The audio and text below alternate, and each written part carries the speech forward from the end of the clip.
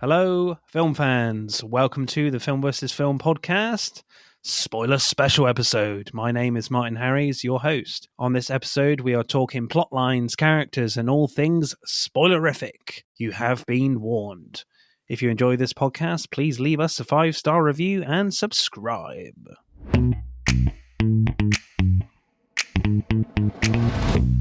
Hello, Podsters or Podderoonies, if you prefer. We are back again for another spoiler special, and this time we are talking about, I'm not going to be sarcastic for this one, a frankly massive film right now, Spider-Man Brand New Day, the 4th time Tom Holland has featured in the MCU with Spider-Man in the title, and this is probably his 6th appearance in the MCU. No, 7th appearance.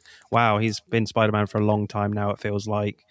And of course, there's only one man that can join me to talk Spider-Man and MCU and comic book films. It is Lee from Lights Camera Rant. How are you, sir? I'm going good, man, and I'm so excited to talk about this one. And you're right, I think it'll be 11 years now that he's been Spider-Man. And that's an insanely long time. He's in his 30s now. He started when he was, 8 years old. Feels like it. Yeah, I'm a big fan of Tom Holland as Spider-Man and Peter Parker. I think he plays both sort of dual roles like really, really well. He's certainly made it his own now in this new film, especially. So it's just really exciting to see where we go from here. But let's start off with a little announcement first. Me and Lee have decided to team up once again before, a little film called Avengers Doomsday comes out, which probably will be smaller than this film, to be honest. This rate. But let's see. We're going to be ranking all of the MCU films. We're not doing TV shows or like all the Fox stuff, because that's kind of crazy. If you want crazy talk like that, go to James from I Was a Teenage Film Snob. He's doing an incredible job there.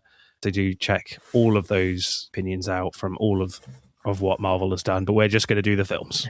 Just films. But props to him. Yeah. I was talking to him the other day, and I'm like, man, that is a hell of a mission that you're doing that. And he even said to me, he's like, I'm really glad I'm close to the end.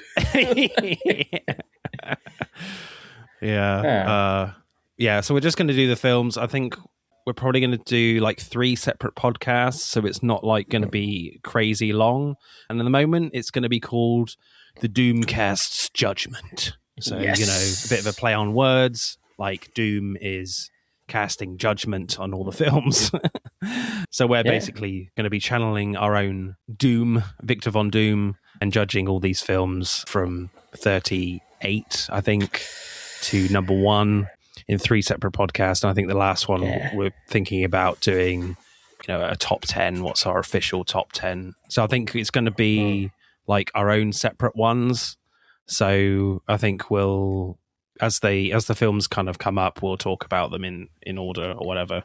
We're still working it out, but so those podcasts should hopefully come out in around the release, and we need time to watch a lot of them. 38 films. 38 films. Yeah. Oh my god. But it's exciting. Like I think it's gonna be a lot of fun. What we're going to store, there's a lot of films to catch up on to. It's going to be fun. New logo, obviously a new theme to it, so it's going to be a lot of fun. Just, a lot of hours to get ready for it. Yeah. And unfortunately, Lee will handle all that stuff. I'm useless at all that stuff. So, it should be very cool. So do, keep your ears pinned for that one. I suspect there'll be lots of other ones out there, but come to ours first. It's going to be the best. Yeah, I mean, it's going to be really interesting because obviously some of these films I haven't seen for a while, and some of them I just go back to because it's just a comfort watch. I remember when I was ill over Christmas, I just watched Infinity War and Endgame. That's your comfort watch. People being mass genocide is a comfort watch. I thought you were going to say Guardians or something. No. Yeah, it's just so cool just watching all these characters interact. Those kind of scenes. I'm just like, these are my comfort characters. Just to see them on screen. Yeah. Oh, 100%. And it's going to be interesting to see which films have actually aged well too, given everything that's happened. Yeah, I mean, I think Quantumania has already aged quite badly. I ain't gonna be. I can exclusively say now that Quantumania will be in my top 5. No, I'm absolutely joking. Of course. Ooh. Perhaps Love and Thunder. You never know. Yeah, I've only seen 100%. that once. Same, and that was almost too much. Yeah. So let's get down to business then and get to what you have downloaded the podcast for, and that is Spider-Man Brand New Day. So what happens in Brand New Day? As is my wont, I go to IMDb. Oh, wow, there's 2 lines. Okay. So that's rare. Yeah. A forgotten Peter Parker lives alone as a full-time Spider-Man until mounting pressure triggers a dangerous change and a powerful new enemy emerges. So this film obviously comes off the back of No Way Home, where he is experiencing the grief and painful loss of losing Aunt May after the Green Goblin killed her. So, and then decided to sort of kind of strip away a lot of the Tony Stark armor that pretty much got a big battering that he wore in Infinity War, and created a new classic suit, stitching it all together himself and becoming kind of the true Spider-Man that we've kind of been craving a lot through the Tom Holland era. Yeah, and we meet Spider-Man, Peter Parker, in a very lonely place. He basically has like no friends in this, and he's just really trying to cope by actually just being Spider-Man and just helping people out. And we have Scorpion in there, we have the Hulk, we have the Punisher, and we have a character that we'll certainly get into as well. So Lee, what did you make of Brand New Day for you? Initial reactions? Have you seen it once, twice? How many times have you seen it? I've only seen it once. I'm going to go see it a second time this weekend. Yeah. But my initial reaction was overwhelmingly positive. Like this kind of blew me away to what I was expecting, because as we both know, usually the 4th film doesn't really go off to a bang. It's either the 3rd one's really great or the 3rd one's really awful, and vice versa. So to see the fact that they've kept that great storytelling and that energy from No Way Home into this has been fantastic. Especially being the 4th entry in this universe and the 38th entry into the MCU, as you mentioned. Yeah, for all the people that want the MCU to die, I've got bad news for you. Yeah, because this film has done crazy at the box office. Because I saw this in a really packed cinema. I mean, I'm not from a big town at all, out in the sticks in the UK near Stonehenge, and this was teeming with people. I was like, I literally, when I got my ticket scanned, the cinema person at the Odeon was like, when you get your popcorn and drink, which I got my drink and my popcorn bucket, Spider-Man. She literally said, can you wait down in the hallway so we can let other people come in because your screen's not ready yet? And I'm like, I've never experienced this before. Usually I just get my drink and my popcorn and just go in. But no, I had to wait like ages, it felt like, before I could even get to my seat. It was jam-packed. So yeah, but I think it's just a testament and why like people come to the cinema for this character. He's just so relatable. And I think Spider-Man has always been everyone's kind of favorite character that everyone wants to see a Spider-Man film, especially if it's, it got great word of mouth, which clearly this one has. And it was a great experience. I mean, even though you get there's a low hum of rustling and people eating and people going in and out to go to the toilet, I never really understand why you'd want to go to the toilet. Just go before. You've clearly got terrible bladders, but yeah. I know. Even with that, it was a great experience. I'm not like I'm seeing a lot of reviews online where it's like, oh, this is the best Spider-Man film ever, and Hold this up, is the hold best. up. You know, I'm like, really? Am I? Did I see a different film? No. Because I think it's very good. I don't think it's the best Spider-Man film. I don't think it's necessarily the best Tom Holland film either. I think it's got major flaws in here, personally. But there's a lot of stuff to love in this film. I really do. But there's a lot. Well, I wouldn't say a lot, but there's a few elements where I'm like, there's major missteps. A little bit. Yeah. No.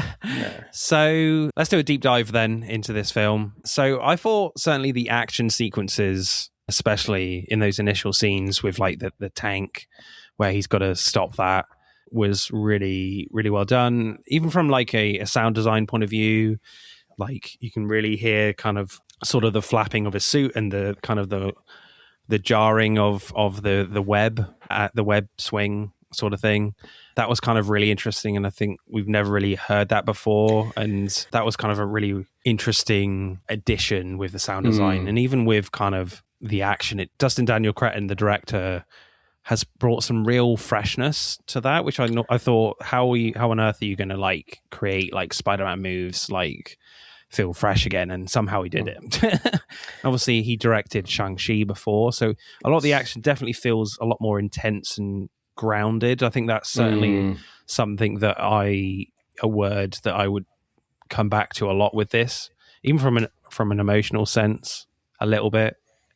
It just all feels very grounded and a very true Spider-Man to what certainly the Raimi era with Tobey Maguire really tapped into really well. But I mean that, you know, they had no reference point other than the source material.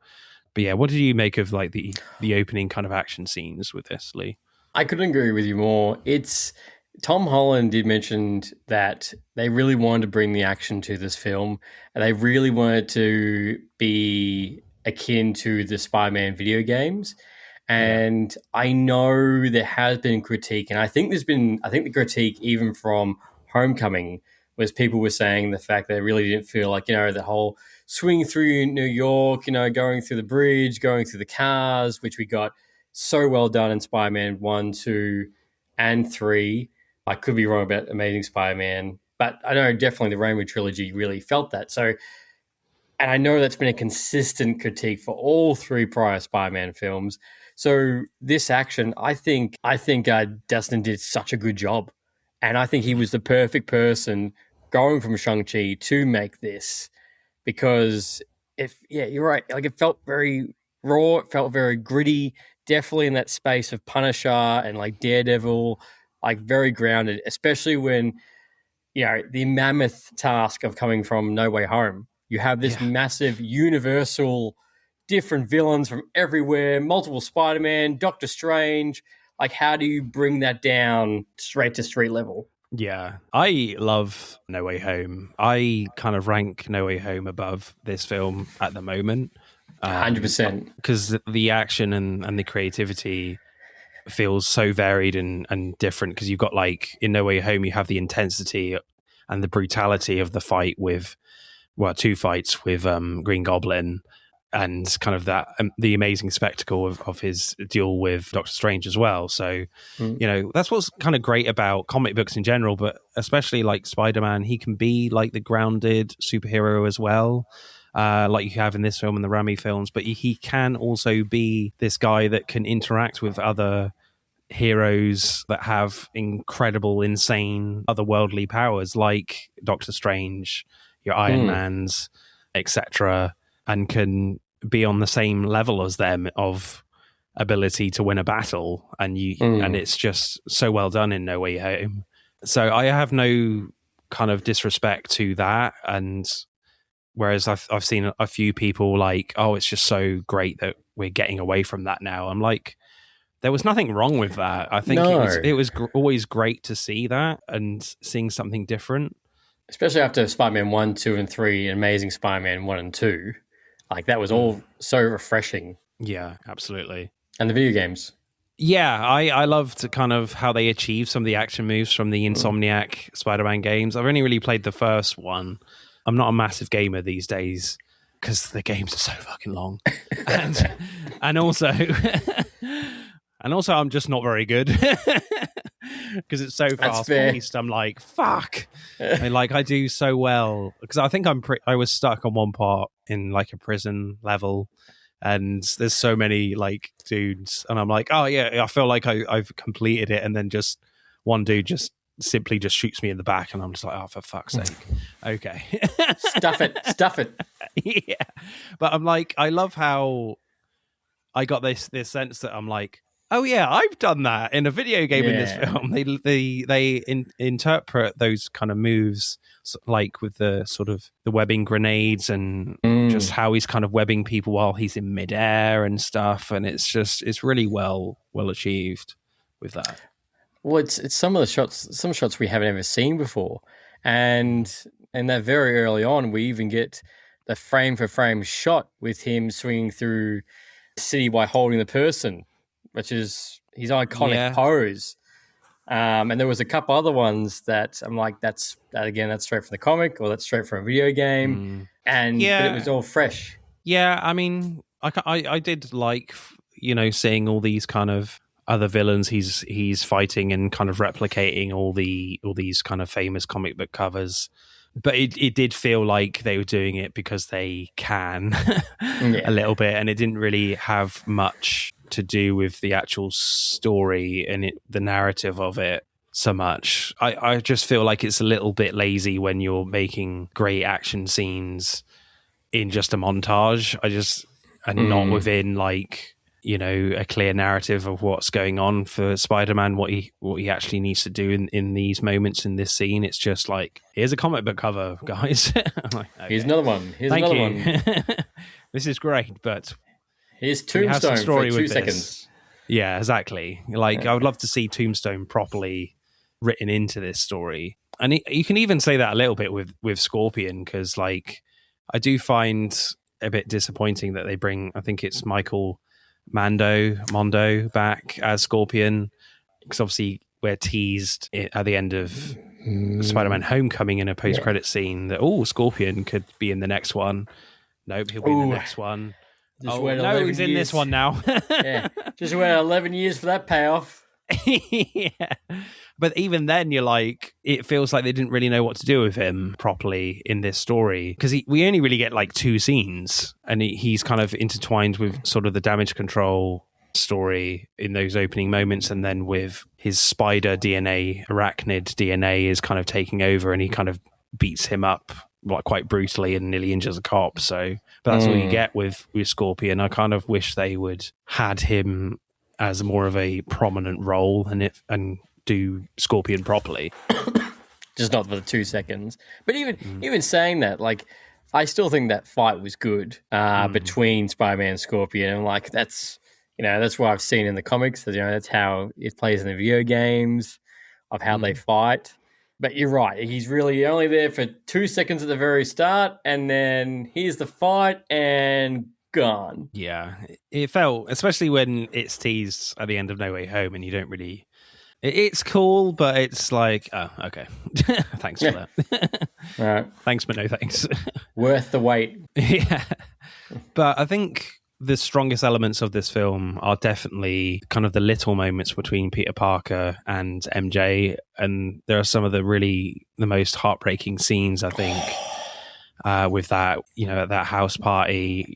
They really take their time with the pacing to actually get Peter Parker up there, and you see them interact a little bit, and then just Peter seeing MJ kiss the other guy and it's like, oh no, you can literally see his heart like crumble.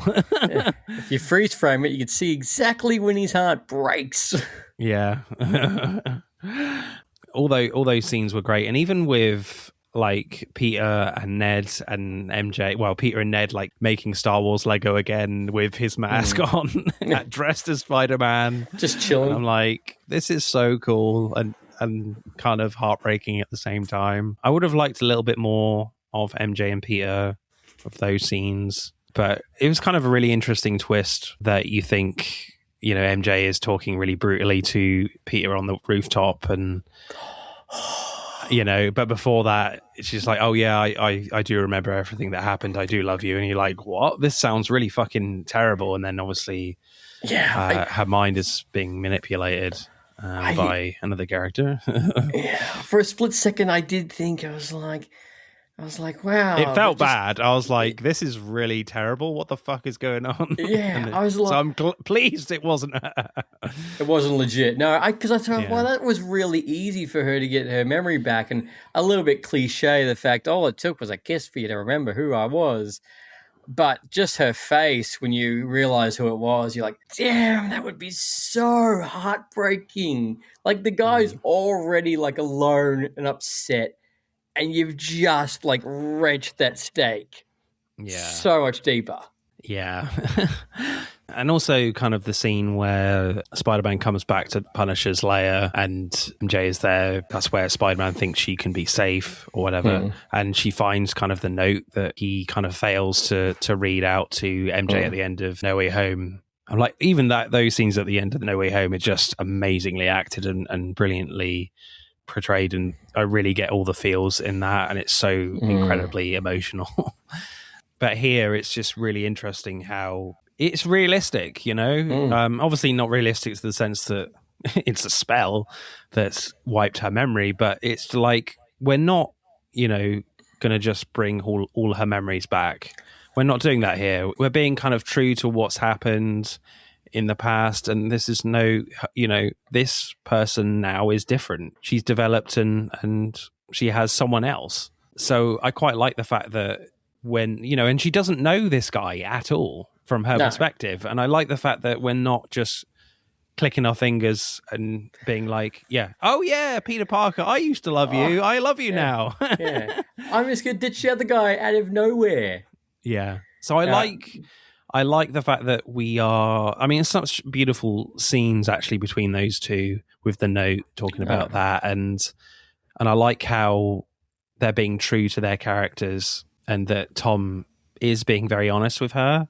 That, I did love you. And he's just... That's all he can really say. And there's a lot in Tom Holland's acting. I think Tom Holland's acting is incredible here. He's not being really showy, like, where he's portraying, like, real raw emotions from No Way Home, which is expected from that sort of narrative storytelling. But here, you feel like as Peter Parker, he has really kind of matured with his acting, Tom Holland here, where he's really being really restrained and nuanced and really trying to sort of put on a Peter Parker mask as well, if you will. It feels like we're not really seeing sort of necessarily the true Peter Parker that we've seen in these previous films. He's very reserved, and I think it's a really nuanced performance from Tom Holland here, especially with those scenes with MJ, and you can really see that he really wants to hear the right words from MJ to say, please tell me you love me back, please tell me you remember me. Just say those few they're not words. going down that. With that as well, there is a caveat of the fact that Sony and Marvel can be like, we can milk the shit out of this. Because we can definitely like play on this narrative in the next one and then in the next film as well. So, I mean, I don't think they'll do it in like, they'll get back together in like 2 films time. I think they will probably do it in the next one. It's inevitable, surely, but it would just be really interesting to see how kind of that develops.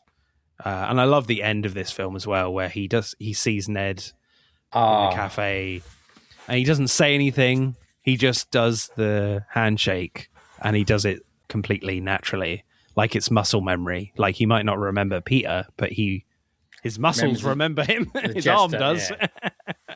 His arm does. What do you make of sort of the acting between Zendaya and Tom Holland, and sort of all that kind of the romantic heartbreak of this film for you? I agree with you in the sense that I'm really glad that he didn't just do a quick remember, or if it wasn't just a kiss and all the memories flood back and we kind of, the whole ending of No Way Home becomes washed away in the first hour of this film and we're right back where we started. I love that the payoff for this was the fact that even towards this end of this film, he's still kind of in the same position he was at the start, the fact that they still don't fully remember. They're just remembering at the moment.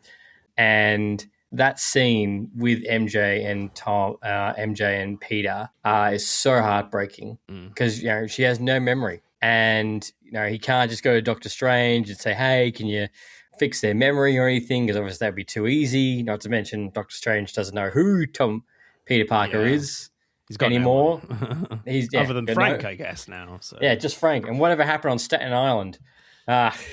Yeah.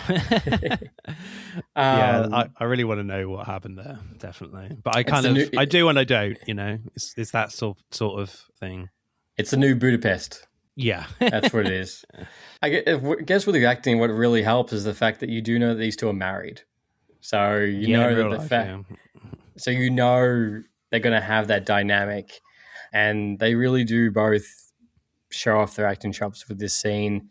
Especially how it ends too. The fact that she's just like, just take me home. Like, I just want to get away from all this. And with Ned, the fact that right at the end, he just says, Peter.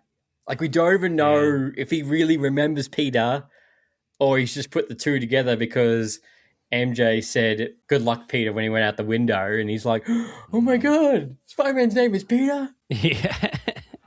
No, I think surely it all comes flooding back in that moment, and then it just cuts to directed by or whatever.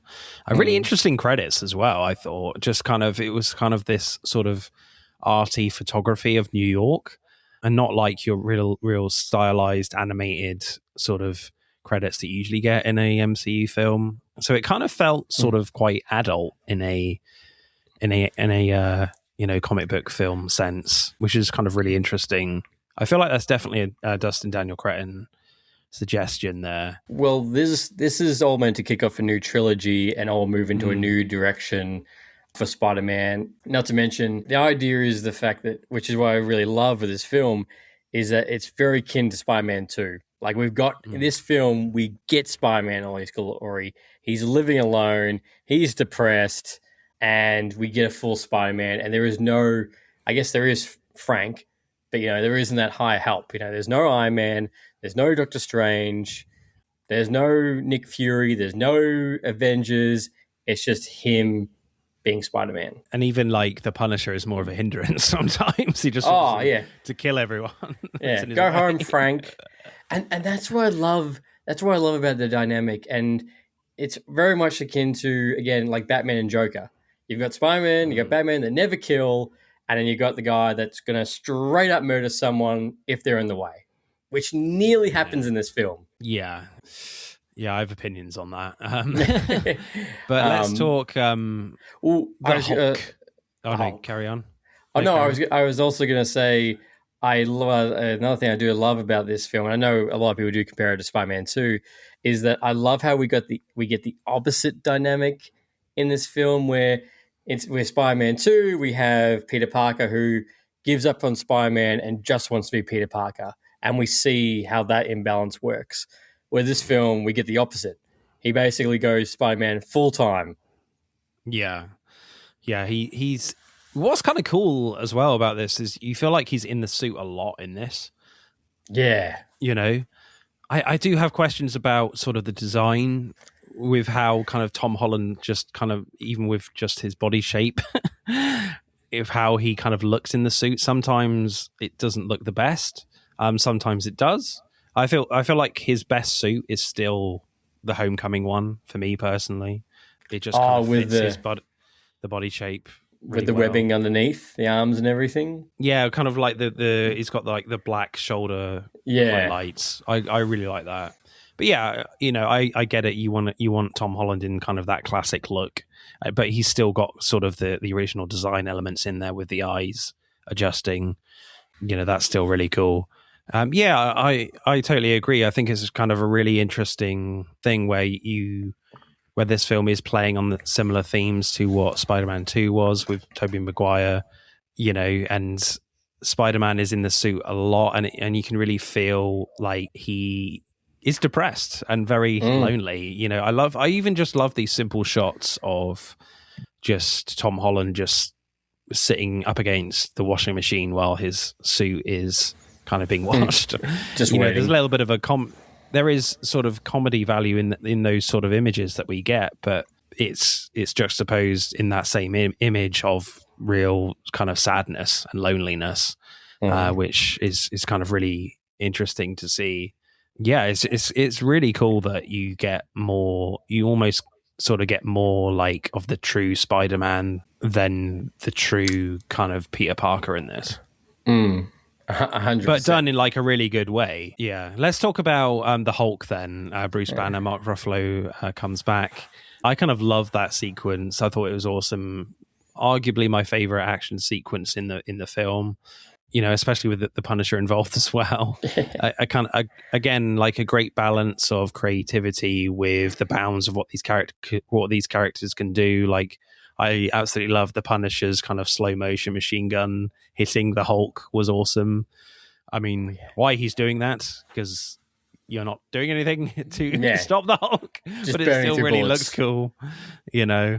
And it's just a simple thing, but I love the fact that you get like the classic Hulk thunderclap again down sort of the elevator shaft, I think it is. Yeah. And I love how like Spider-Man is just trying to put the inhibitor chip on his neck and it won't work. And he just decides to sort of like web him around the building. Yeah. And then the Hulk's like, I'm just going to take the building with me. I'm just going to go.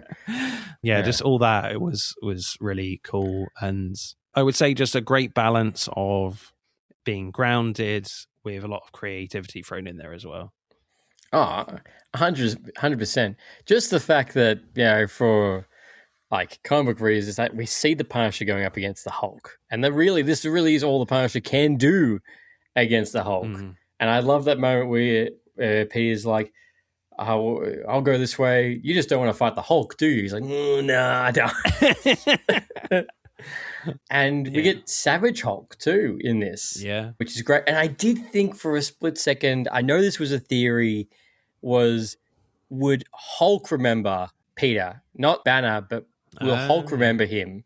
Which we didn't get that, which I understood. I was kind of hoping, but even the whole CGI with the Hulk, he looked fantastic. A lot better than what he looked like in She-Hulk. Yeah. A lot better. And again, it's a testament. It's funny because Mark Ruffalo hasn't had a Hulk movie. He's done these spots in these different movies, and he's fantastic every single time. And I do... Yeah, this is probably... I don't know if you got this too. With the inhibitor chip, I'm like...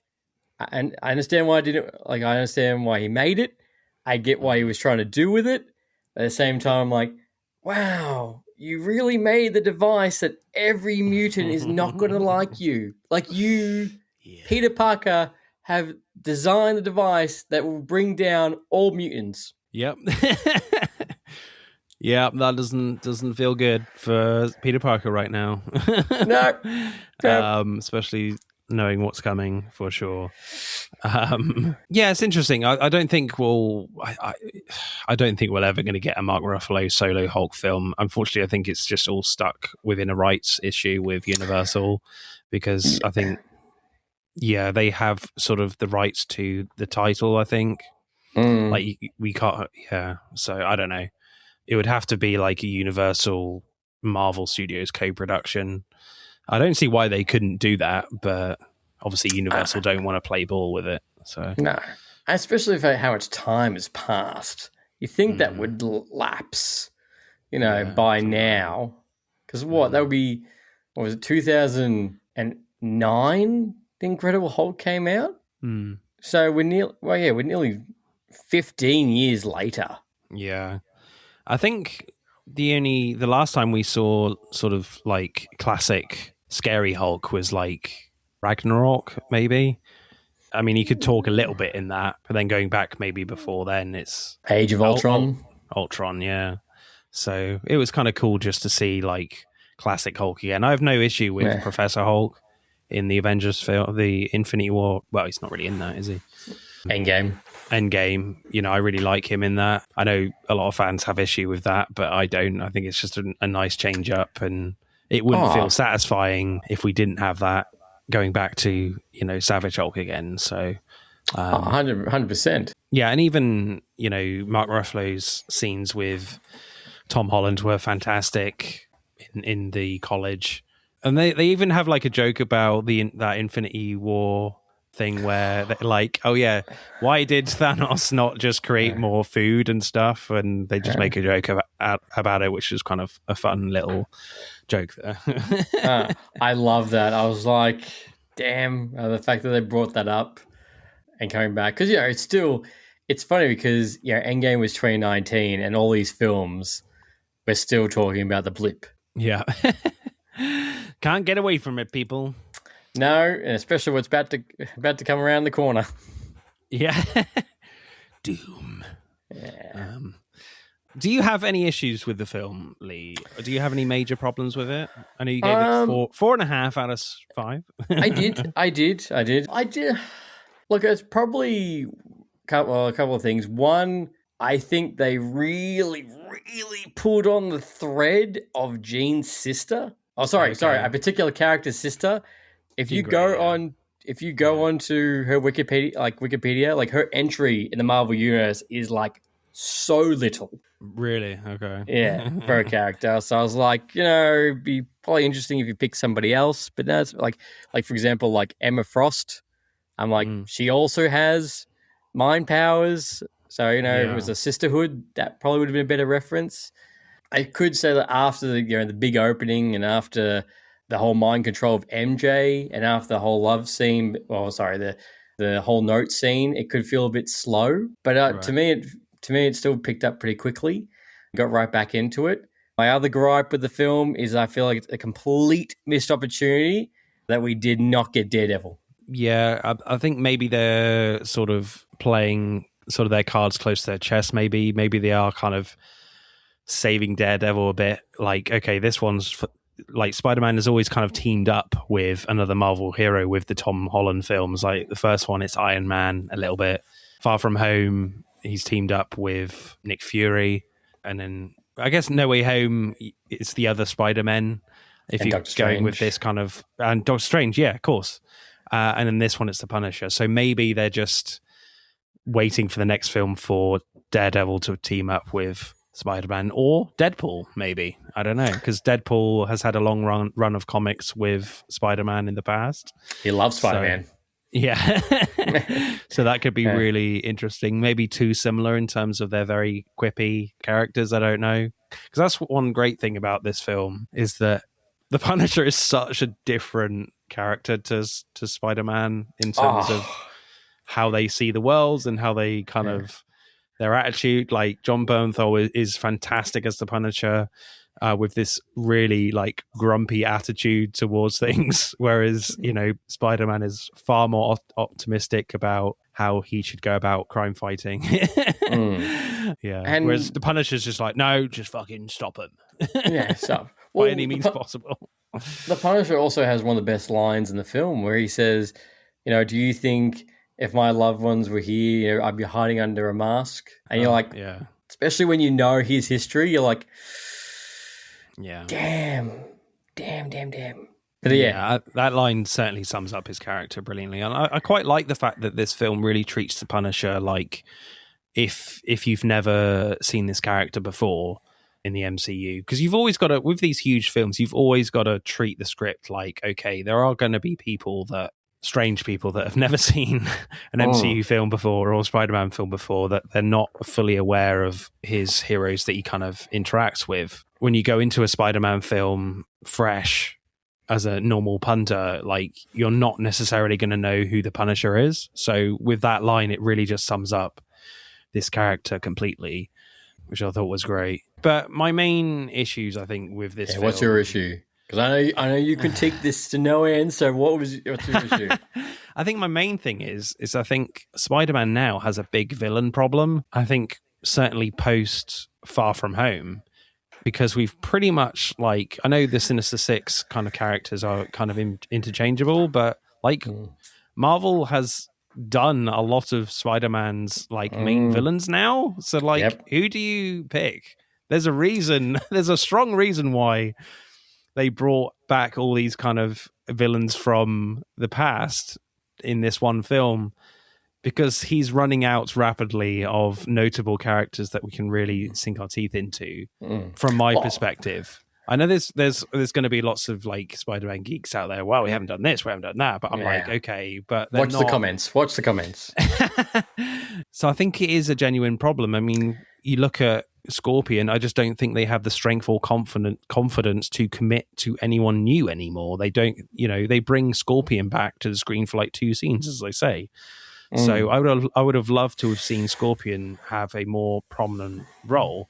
So here, what they decide to do is they bring Jean Grey into the fold, and then ends up being the main antagonist of the film. I know, the guy, I can't even remember his name, but it's basically sort of the Alexander Pierce of the Spider-Man world that controls damage control, ends up being kind of the main sort of villain. So, which is kind of a little bit disappointing for me. And it just never really sat well. Yeah.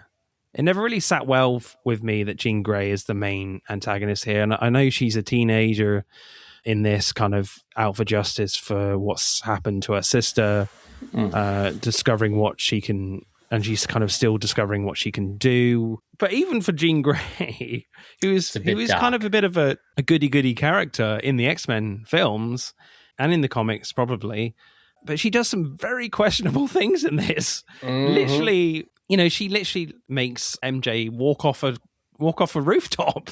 I guess in that it's seen as okay because Spider-Man would never let her fall to her death in that. But still, I'm like, I think it's a pretty dark thing for a genuine like hero that we know is a hero will turn out to be one. I don't think turns out to be one and then turns into a bad one. Yeah, as the Dark Phoenix, I get that, but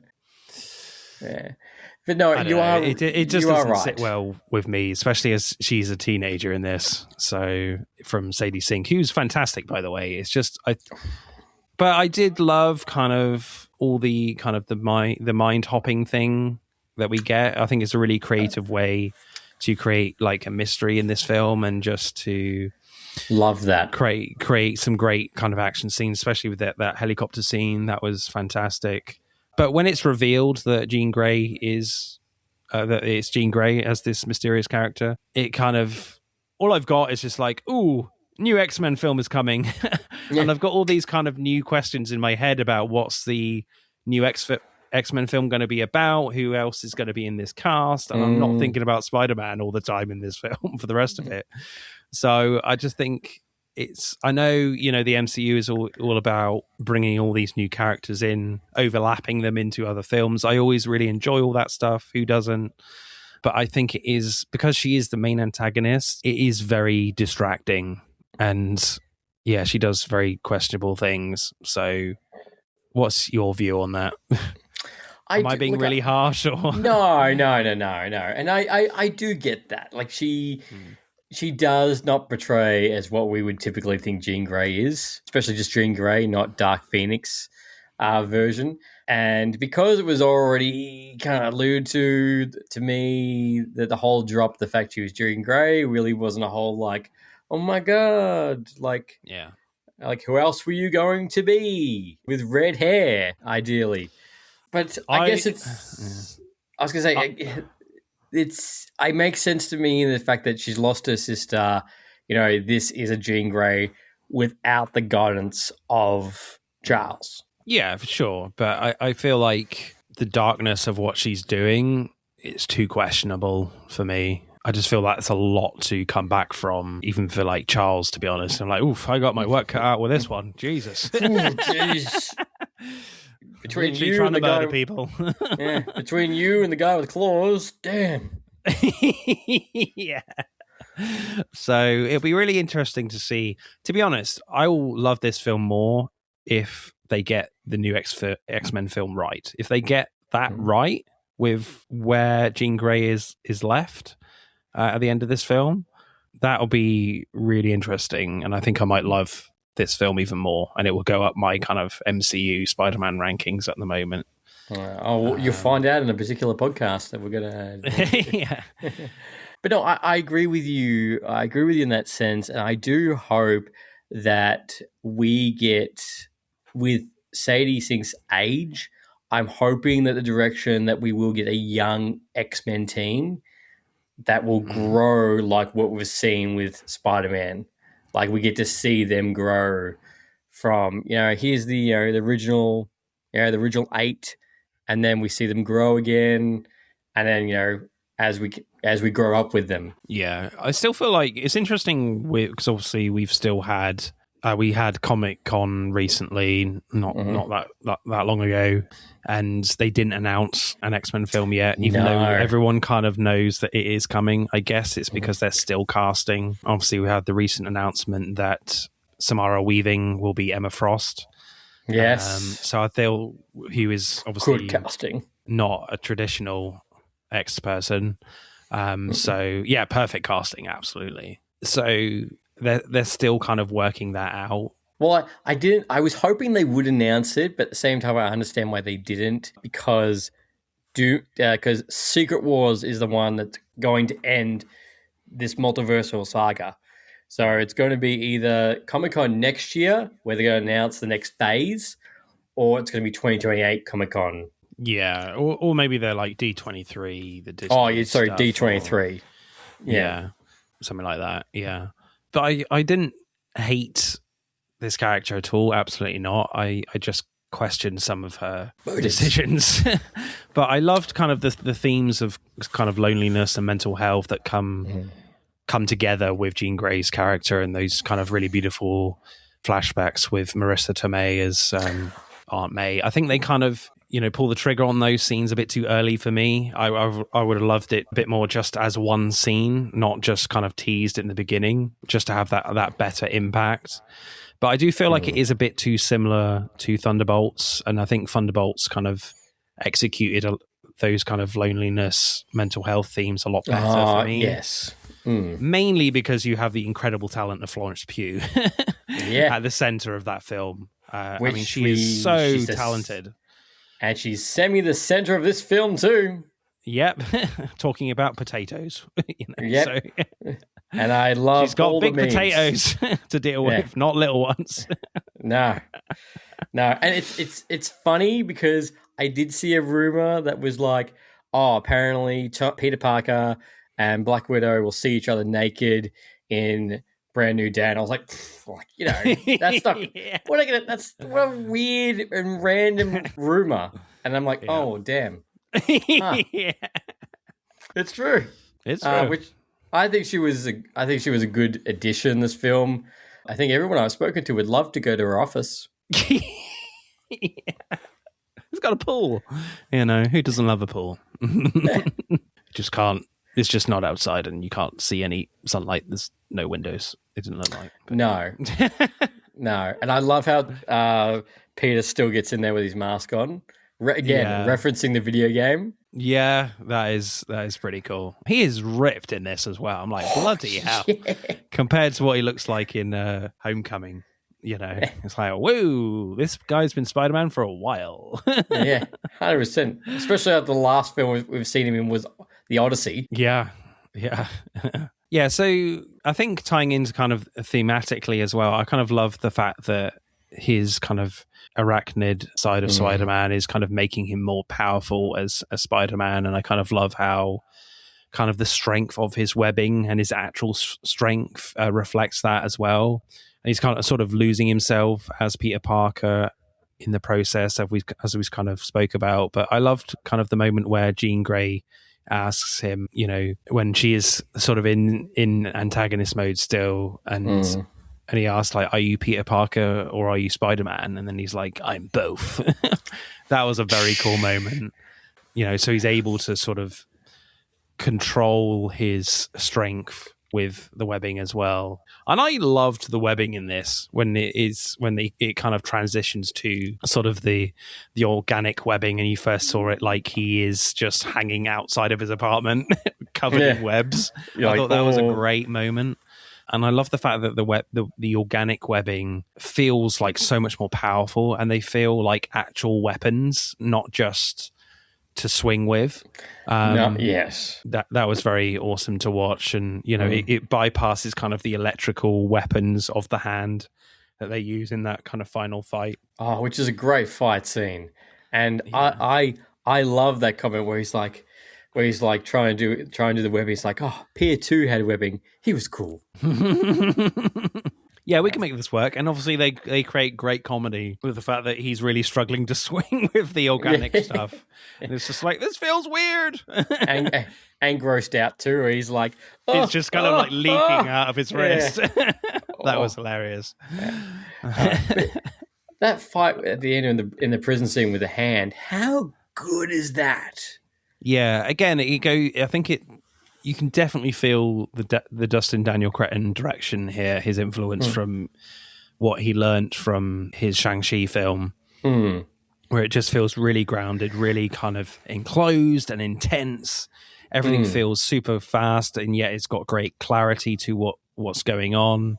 And just, again, like great moves with how he's using the organic webbing. Like it's literally like spraying everywhere, capturing them in its webs and just using that to go up and down and then fling himself through the door. And it's just like, wow, this is, I mean, it's not like super spectacular, but it doesn't need to be. Again, like from an action point of view, it feels kind of almost like a palate cleanser from No Way Home, which was all like huge action, a lot of wide angles, whereas here it's really focused and intense like that. Yeah, really, really cool to see all that. 100%. And I still, to this day, I think out of all the 38 films of the MCU, that Shang-Chi has one of the best action scenes of hand-to-hand combat between that and Captain and Winter Soldier. Yeah, definitely. The only thing, I guess, with the organic webbing, it does feel very just synonymous with Tobey Maguire and the Raimi movies. So there is a little bit of sort of nostalgia that they are playing with, but it feels very different. It's different enough that I think the film gets away with it for sure. A lot more powerful. Because the webbing does feel like actual weapons that he can use in very different ways, which is cool. My other major issue with the film is the Punisher trying to kill Jean Grey with a sniper never sat well with me. Why? I'm curious. Because it just kind of doesn't make sense, because Spider-Man is right there in his scope before he was trying to shoot Jean Grey. Surely he's like, oh, okay, Spider-Man's got this. I don't need this anymore. I don't need to shoot her anymore.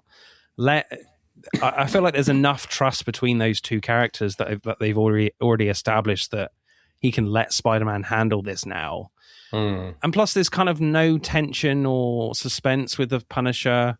Will he, won't he? Like, is he really kind of at odds with actually making this decision? There's none of that. So I just have a real problem with that. I know he's the anti-hero. He's the proper anti-hero of the MCU. I get that. But I think just killing a teenager is going too far for the Punisher, even for the Punisher. I guess you disagree? Look, to a degree, I understand it, especially the fact him killing a teenager might be a bit too far. But in that sense, I'll play devil's advocate. He wouldn't have known the fact that from that distance, the fact that he wasn't under mind control through her. And obviously he was worried for the kid, which you do see on his face, and post that when he's in the hospital. Probably one of the most human reactions we get from the Punisher when they're on the hospital, given probably 11 years. 11 years as well, he's been playing the Punisher. Yeah, I think. Something like that. Since 2014, 2015 with Daredevil Season 2. So I think it does have the payoff. I can't think of really another way that they could have done that scene, but I understand why he did shoot her. Yeah, I agree that it creates like a great sort of payoff between Spider-Man and the Punisher at the end. There's a lot of sort of guilt in there, and there is sort of this kind of great camaraderie and respect for each other. Yeah, I just feel like they could have maybe, again, like used the Scorpion again. Don't sideline that character. Make him be the one that injures Spider-Man in some way. I don't know. It just felt a bit clunky, super clunky, in fact, for me. And it just wasn't, or at least, as I said, just have more tension and suspense. And should he be doing this? Should he not? Have a bit more of like more scenes with the Punisher, because all we get is just like one scope shot and that's it, and him Pretty just much. like getting out the sniper rifle, and like that would have worked so much better if we just had a little like 2 or 3 more shots of him really struggling with his decision. Yeah, hesitating. We on the needed trigger. far more hesitation, and we don't get that at all, which is really disappointing. But some of the sweetest moments in the film towards the end, where like the Punisher is pretending to be Spider-Man with the mask on. Peter Parker walks out of the hospital and everyone's cheering, and he sees a little kid like doing kind of the web hand gesture to him, and Peter Parker does it back, and it's really sweet. It didn't make me like really emotional or anything like No Way Home did, but it's a really sort of heartwarming moment to end this film on. Well, that particular scene, it's such a great little moment. And it reminds you how much of a hero, of a New York hero who he is. You know, he doesn't need to be, I think a good reminder is the fact he doesn't need to be an Avenger.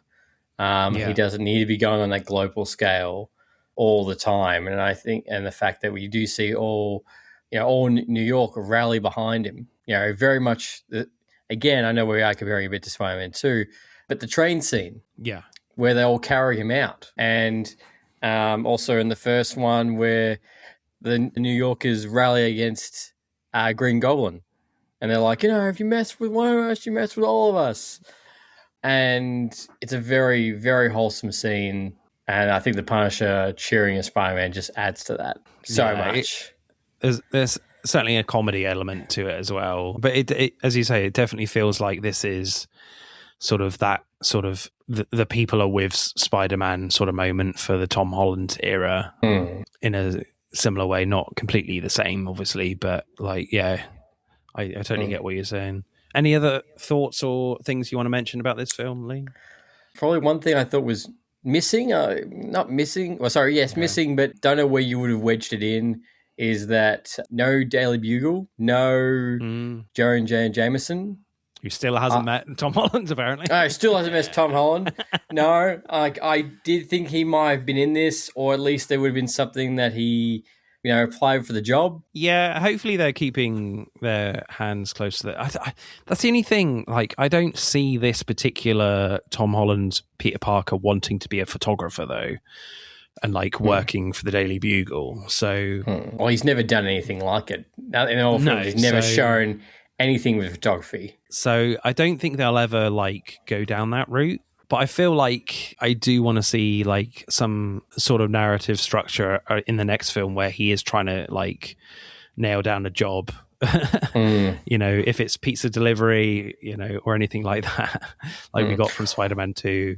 That would be kind of really interesting to see his take on that. Or be a professor if he goes to be more on the science. Yeah. And be a teacher aspect, which was the Spider-Man games actually led to more so than him being a photographer, was him being a teacher. I'm very curious on what they will do with Spider-Man 5, because like as you said, that the pool, Spider-Man's villains are almost as vast as Batman's, and they're kind of at the semi-bottom of the barrel.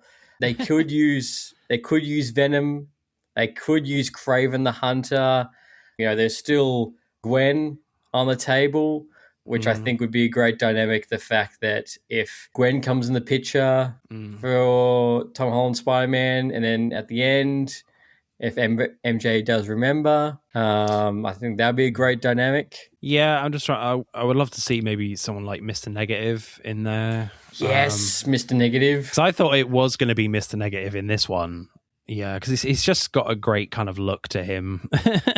Oh, yeah. So that would be kind of really interesting if they would go down that route. I don't know whether... I haven't seen the rest of Daredevil Season 2 yet, but it would be cool if we actually do get like Kingpin maybe back in a proper Spider-Man film. Because I think you can bring that character to be portrayed in a more of a lighter tone, I think, that would suit a Spider-Man Tom Holland film. I'd love that. There's a lot of like B tier, C tier villains that you could use. But that's the thing. Can they be the main antagonist for a whole film? So And I think that's what Marvel's issue is, because I'm like, they didn't do Scorpion justice, in my opinion. No. So I would love to see another dynamic. I don't like it. I mean, they're not going to do Rhino, are they? No, please don't. Not after. And even Kraven that you mentioned, I'm like, I don't see a Kraven the Hunter film as the main antagonist. You know, you need another villain in there. Another dynamic that I would love to see. I don't think you could do it in one film for the payoff, but I would love to see Norman and Harry Osborn come into the picture, especially him having the prior knowledge of like, I know what you're going to become. Yeah, definitely. That would be really interesting. Because does he actually turn into the Green Goblin or Hobgoblin in the comics, doesn't he? Harry Osborn, I think. Harry does, and so does Ned. Ned turns into the Hob. Yeah, Ned turns into the Hobgoblin. I can't remember what happens to do that, but Ned does do that. And I don't think they'll ever pull the trigger on that, because I think that would be... I don't think they'll pull the trigger on that. But I'd love for him to be like, a professor at university, like Hulk, and the fact, someone going, name's Norman. Like, even if they don't use Harry, but they use maybe Norman as his age, which would be such a weird, that would be an interesting dynamic. Yeah, I mean, it does feel like kind of the Green Goblin is very synonymous with Willem Dafoe, but I feel like they did get that character like completely right in No Way Home. Yeah. But it'd be really interesting to see, because I think with Dane DeHaan's kind of Green Goblin at the end of The Amazing Spider-Man 2, I think they went a bit too far with the design, and it's sort of a bit too scary with that. So if they kind of have like a happy medium between Willem Dafoe and Dane DeHaan, then maybe it could work with a Harry Osborn Green Goblin. Maybe, I don't know, or maybe the studio are like, that character's just overused. I don't know, but we'll find out. But I do think they really do have a villain problem now. They are running out. I know. I'm really trying to think. And the thing is, all the villains that we've mentioned if you go to the next villain, we're kind of going to the C and D villains, unless they take a villain from somebody else, which, technically we did good with Jean Grey. Yeah. Because she's not a Spider-Man villain. So they might have to go down that route. Another X person, I don't know. Yeah, another X-Men. Yeah, that's true. But I mean, I guess to their advantage, they see no reason why they can't do that from any sort of comic book, because they've established kind of this universe for so long now. So they're like, why not? Just don't use a known hero.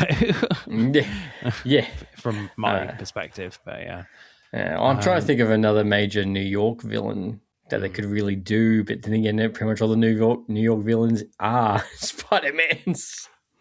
Yeah. I can't think right now. But do you think Spider-Man is going to be in Doomsday or Secret Wars? See, now that's the thing, is that the after credits scene was very limited for this. Very limited to one. And I'm curious to know what it's going to mean, because it's very ambiguous. All it says is Spider-Man will return, which could mean one of 3 or potentially one of 4. Yeah. If they want to pull the trigger on Miles Morales, which I don't think they will until Spider-Man 5. I reckon he is in it. Because Doomsday and he's going to be in Secret Wars. Yeah, I think there's no doubt he's going to be in Secret Wars. Doomsday, I'm not so sure. Even talking like Doomsday, I'm kind of sort of very surprised Doctor Strange isn't in the film, given, when you look at the Secret Wars comic books, you're like, Doctor Strange has a huge role in that. No, 100%. So I'm pretty surprised that he's not in. Well, he might not be in it. I don't know, but yeah. Well, the last time we saw him, he was off. Third eye. he got a third eye, and he was off with Charlize Theron, because he was about to, and he talked about the incursion, and he jumped through a different dimension. Actually, that's probably one character I was surprised we didn't get either. Wong. Wong would have made sense to be in this too. But I reckon he's going to be in it too. Like, I reckon there's a lot of characters that are going to be appearing in Doomsday that they haven't announced. Oh, yeah, definitely. Maybe even more X-Men that we don't know about yet. So, little looks, Well, that's it. Because I'm like, here's the thing: is how'd they bring back everyone, but they didn't bring back Storm? Yeah, I think I was listening to a podcast this morning, and I think they might be introducing Storm in Black Panther 3. Yeah, I saw that, which makes perfect sense. Because I think, was it T'Challa and Storm have a thing in the comics, I believe? Yes, yeah. Which, again, would make perfect sense if she appears in that. Yeah, that would be awesome. And that's her background in the MCU. Yeah, I kind of, even though I'm not a huge fan of Jean Grey being in this, I'm kind of warming to this idea maybe that Marvel is sort of introducing a lot of kind of the new X-Men in the future film. So I wouldn't be surprised at all if we see another one in like Ghost Rider or something, like an X-person is significant in Ghost Rider. So yes. Ghost Rider.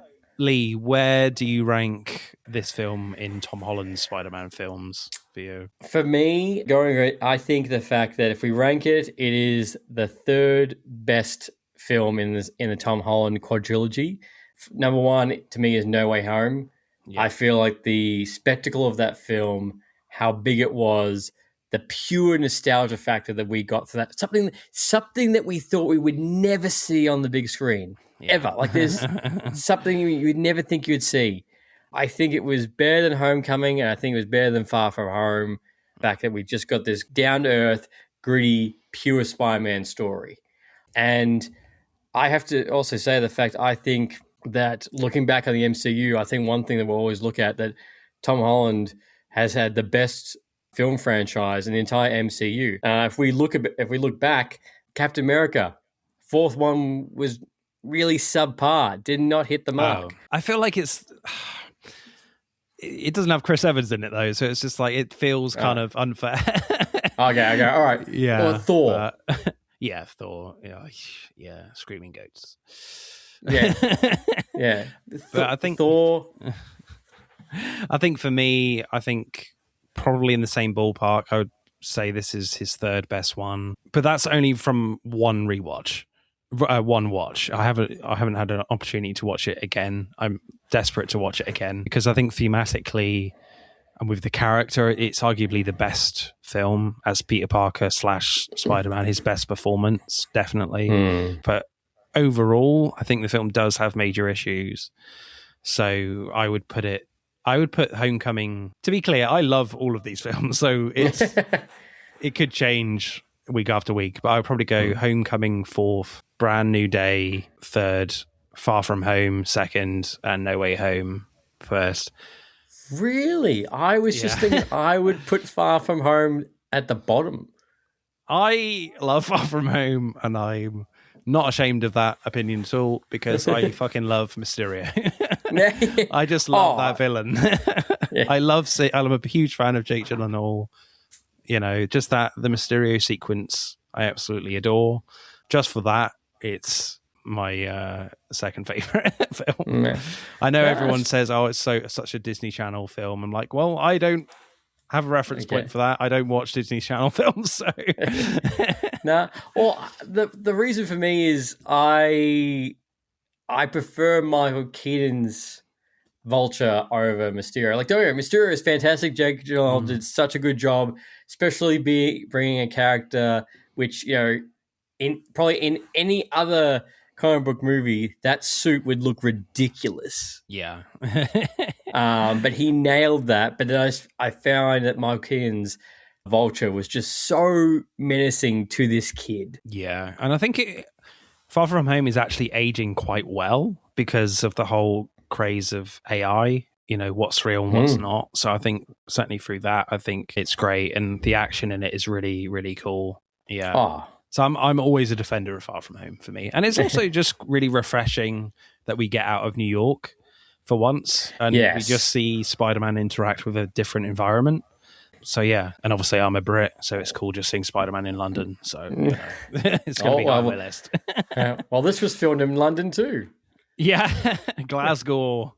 Yeah, you could definitely feel the Scottish influence here a little bit. The dreary Scottish buildings. No offense, Glaswegians, don't come. No offense. But it is traditionally done though. If you're going to film, you know, a big film that's set in New York, you go to Glasgow because there's very kind of similar architecture. So Yeah. And it's a lot cheaper. yeah. But that's another thing I would say, though, about this film, which it is to its credit. It looks amazing. Like the cinematography, just even the landscapes of New York look really crisp. And I think you can't necessarily say that with the other Tom Holland films, especially No Way Home, because it was shot during COVID. So there are some clear shots where you're like, yeah, that's just right up against a green screen. Yeah, and you can tell.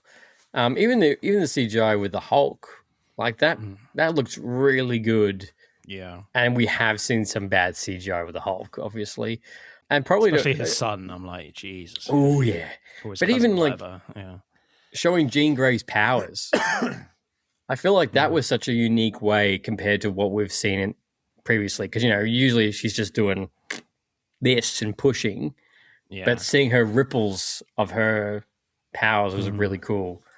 I feel like that's really well thought out as well, because going back to something like Logan, where Charles Xavier is experiencing like dementia, and his when he freezes people's minds, he's having an episode, and everyone's like shaking massively, so he can't control that sort of power that well anymore. And you kind of have that similar thing here, where there is kind of this shakiness to it, not to the same certain extent, but it's this kind of thing that she's still developing her powers.